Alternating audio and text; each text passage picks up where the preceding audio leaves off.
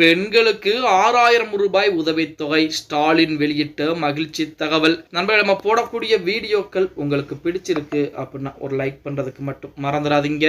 தமிழக அரசின் சார்பில் பல்வேறு நலத்திட்ட உதவிகள் செயல்படுத்தப்பட்டு கொண்டுதான் வருகிறது. குறிப்பாக பெண்களுக்கு பல்வேறு திட்டங்கள் நடைமுறையிலே இருந்து கொண்டு குழந்தைகள் முதல் மாணவர்கள், குடும்ப பெண்கள், வயதானவர்கள் வரை அனைவருக்கும் ஏற்ற திட்டங்களை தனித்தனியாக செயல்படுத்திக் கொண்டிருக்கிறது தமிழக அரசு. அந்த வகையில் மாற்றுத்திறனாளி கர்ப்பிணிகளுக்காக தமிழக அரசுடைய உதவித்தொகை திட்டத்தை செயல்படுத்தி இந்த திட்டத்திற்கு எப்படி விண்ணப்பிப்பது, தகுதியுடையவர்கள் யார் யார், எவ்வளவு உதவித்தொகை கிடைக்க போகிறது அப்படின்னு பார்த்தோம்னா, தமிழ்நாடு அரசின் மாற்றுத்திறனாளி நலத்துறையின் சார்பாக மாற்றுத்திறனாளி பெண்களுக்கு பிரசவத்தின் போது ஏற்படும் செலவுக்காக ரூபாய் 6000 உதவித்தொகை என்பது வழங்கப்படுகிறது. இந்த உதவித்தொகை கடைசி நேரங்களில் ஏற்படும் சிரமங்களை குறைப்பதற்கு பயன்படும் என்று கூறப்பட்டுக் கொண்டிருக்கிறது. மாற்றுத்திறனாளிகள் நலவாரிய துறையில் உறுப்பினராக இருக்கும் மாற்றுத்திறனாளி பெண்களுக்கு இந்த உதவித்தொகை கிடைக்கும். அதே போல எதிர்பாராத விதமாக ஏற்படும் கருச்சிதைவிற்கு ரூபாய் 3000 உதவித்தொகை என்பது வழங்கப்படும். இந்த உதவித்தொகை பலருக்கு மிகவும் தேவையான ஒன்றாகத்தான் இருந்து குறிப்பாக கடைசி நேரத்தில் நிதி தேவைகளை பூர்த்தி செய்து கொள்ள முடியும். மேலும் குழந்தைகளின் ஊட்டச்சத்து குறைபாடுகளை நிவர்த்தி செய்து கொள்ள முடியும். மாற்றுத்திறனாளி பெண்கள் மகப்பேறு உதவித்தொகை பெற நீங்கள் தமிழ்நாட்டைச் சேர்ந்தவராக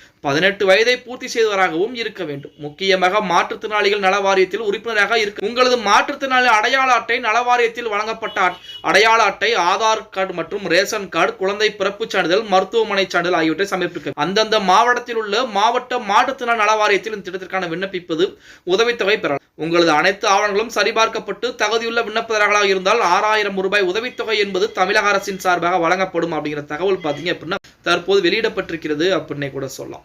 ஓகே கைஸ், வீடியோ பிடிச்சிருந்தா மறக்காம ஒரு லைக் பண்ணி விட்டுருங்க.